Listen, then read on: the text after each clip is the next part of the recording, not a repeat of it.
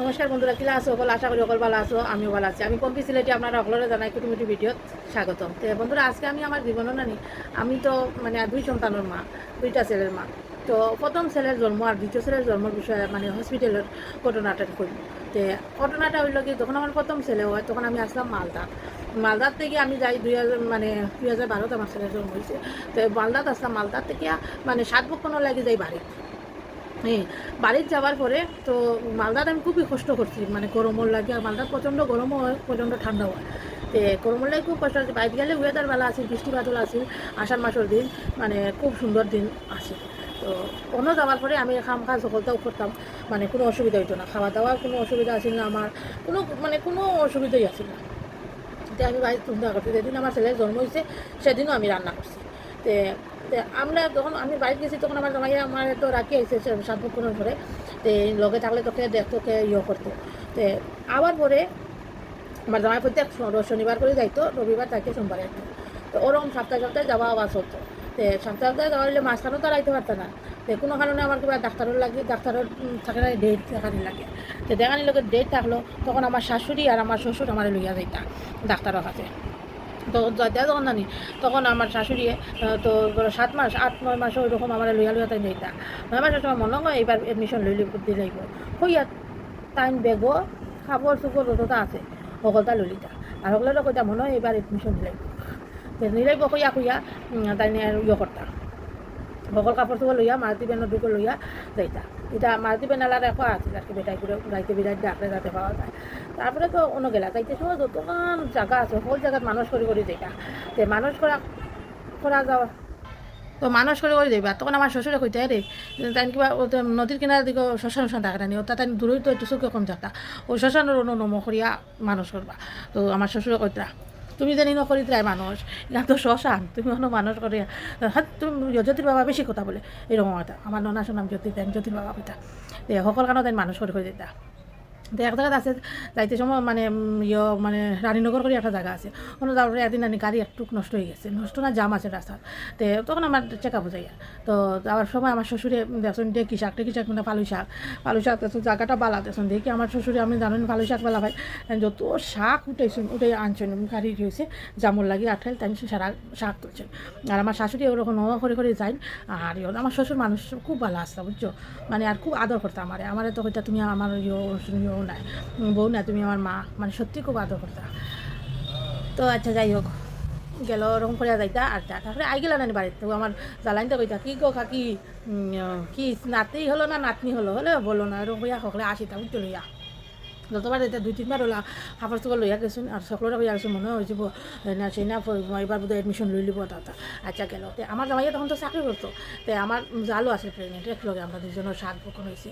তো প্রেগনেন্ট আছে। তো আমার বাসুরের বিজনেস করতা, তো বিজনেসের টান একটু ডাউন আছে। তো এখন যদি আমি বালা নার্সিংহোমে ভর্তি হই, তো জালেও কইব দেখি তাই জামাই টাকা আছে কোথায় বালা নার্সিংহোমে ভর্তি হয়ে গেছে। আর আমি দেখো আমার এরকম আমার জামাইকে দেখো জানি একটা বাড়ির মতো এটা আমার প্রসূতি সদন জলপাইগুড়ির। তো আমি যে ডাক্তারে দেখাই তাই মানে করে নটি করে। আমার জামাইও ভর্তি করাইছে। ভর্তি করানোর পরে মানে বালা নার্সিংহোম না, মানে নার্সিংহোম নেই, তো এমনি আর কি বাড়ির মতো একটা আর কি একদম নর্মাল, কোনো নাই। তো হওয়ার পরে আমার ছেলের জন্ম হইলো। হওয়ার পরে হিনোর সিচুয়েশন আমি কই, হিনোর সিচুয়েশনটা কী লাগাইতাম না, যেমন একটা বেডও বাচ্চা হইলো, বেড কম পরে এক বেডও 2 পেশেন্ট। আর তার বাচ্চা কাচ্চা তোমার ধরো মাসি নকল আসুন আইয়া খাইতে যখন মাসি 2টা রাখা আছে।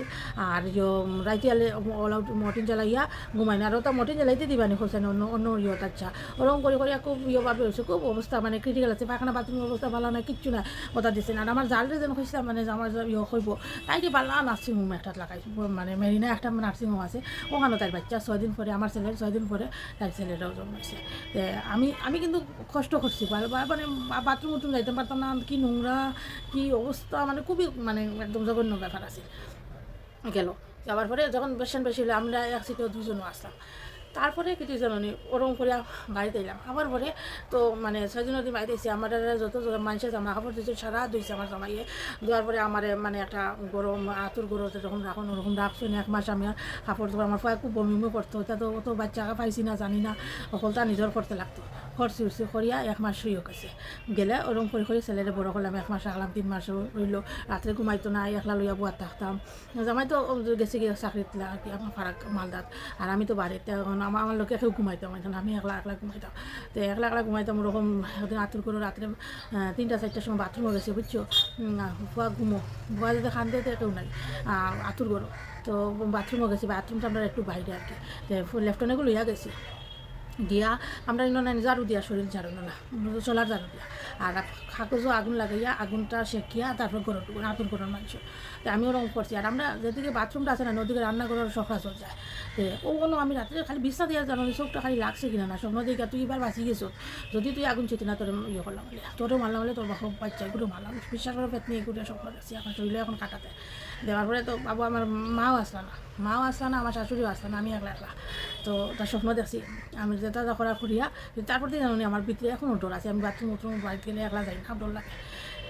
গেল ওরকম করিয়া ছেলের 2-2.5 মাস রয়েছে তখন আমার জামাই আমার লইয়া ভাড়া কাটাই গেছে মালদা তাই গেছে তো মালদা তাওয়ার পরে আমার জামাইয়ে সকালবেলা উঠিয়া বাচ্চার সব কাপড় ধুইয়া দিয়া 2 তালা ধুইয়া দিয়া দিত বাচ্চা রাত্রে ঘুমাইতে দিত না মানে নিজের মার মতো কাজ করছে আমার জামাইয়ে আচ্ছা এটার গল্প করলে আমার জামাইয়ের গল্প করলে কোনোদিন শেষ হতো না তারপরে এরকম করে ছেলের ছোটো ভাইয়ের জন্ম দিতে হয়েছে মানে ছোটো ভাইয়ের জন্ম তো আমি মনে আসলাম তো এই নেওয়ার পরে কলকাতা সবথেকে ভালো নার্সিং হোম যেটা মেডিকা কয় আর কি তো মেডিকাতে আমার ছেলের জন্ম হয়েছে ওইখানে মা ডাক্তার দেখাইছে ওখানে ইয়ে করছি মেডিকা মানে নার্সিংহোম থেকে আবার মনে হচ্ছে যদি আরেকবার যেতাম পারতাম বাচ্চা লেগা আমার মেডিকেল কথা মেডিকেল ঢুকার লগে লগে তো মানে ফুরাই আছি তো আর মেডিকেল বাচ্চাও আর মানে মেইন ইয়েও কিতা কথা ফেসিলিটি কিতা মেডিকেল যখন তুমি ঢুকবাই তোমার একটা সুতা পর্যন্ত তোমার কাছে রাখতে তো সব ফিরাইয়া দিলেই পার সকলটা তার আরম দিকে দিতে লাগে ব্রাশ টাশ চপ্পল টপ্পল কথা মানে আর কিছু তুমি বাইরে থেকে কিছু কিনা লাগতো না তো বাচ্চা হওয়ার পরেও কার আগেও তোমার বাচ্চা হওয়ার আগের দিন তুমি গেলাই গিয়া ভর্তি হইবাই পরের দিন কিবা তোমার ওটি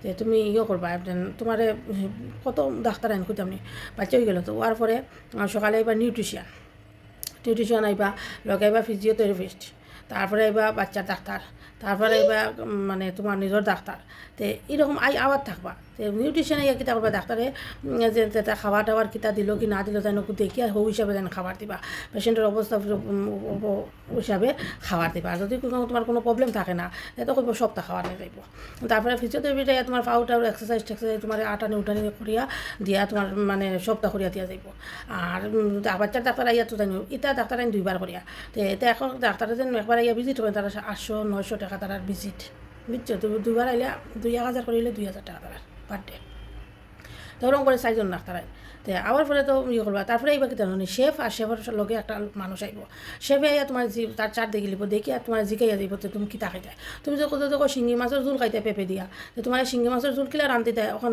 কইবা তারে আর হুকিন আরও বেটাও কিলে আঁকো বেটিও কিলে আঁকো দেখার পর তুমি সেই ওরকম তোমার খাবার আনিয়া দিব তুমি কীরকম খাইতে চাও কীরকম না খুব সুন্দর সুন্দর খাবার মানে ইয়ে করা তোমার যদি এখন খাবার দিলে এলো তারা 8টা রাত্রে খাবার 8টা তোমার খেতে লাগছে তুমি যদি আমি ওটার স্যুপ খাইতাম ওরকম খাইতাম ও তারা তোমার আবার স্যুপ টুপ বানিয়ে দিব তুমি যদি ডাল সিদ্ধ খাইতাম দিব তোমার যদি খালি জিরা বাটা রসুন খাইতে ওখানেও দিব বুঝছো আর তোমার বাইরে থেকে কিচ্ছু নিয়ে যাইতে পারতে না তো ওরকম করি এখানে মানে পরিষেবা আসিল সিস্টার অকল আস্তা রাত জানি একটা সিস্টার যারা রাত্রে ডিউটি তারা সকাল 8টা থেকে রাত্রে 8টা থেকে সকাল 8টা পর্যন্ত মেয়েটা সিস্টারটা দেখলাম আস্তা রাত দাঁড়াইল আসছিল তারা স্ট্যান্ড অবস্থা যেন বাসন দিতে যেরকম দাঁড়ানিটিও যায় তাই আস্তা রাইতে কোনো হকলোর পেশেন্টরে হলো হকলোর কাছে বেল আছে অত নম্বর বেডে অ্যাটেন্ড করো ও ওখানে সুইচকু দিলে ও ওখানে অ্যাটেন্ড করো সিস্টারের সব রুমে বাঁচবো তো তোমার যদি কোনো অসুবিধা তুমি লগে তারা রেখাই পাই না সিস্টারের লগে আর একটা আয়া থাকে তাই ইয়া তোমার ইয়ে করো তুমি ঘুমো তোমার কিচ্ছু করো বাচ্চারা স্নান করানো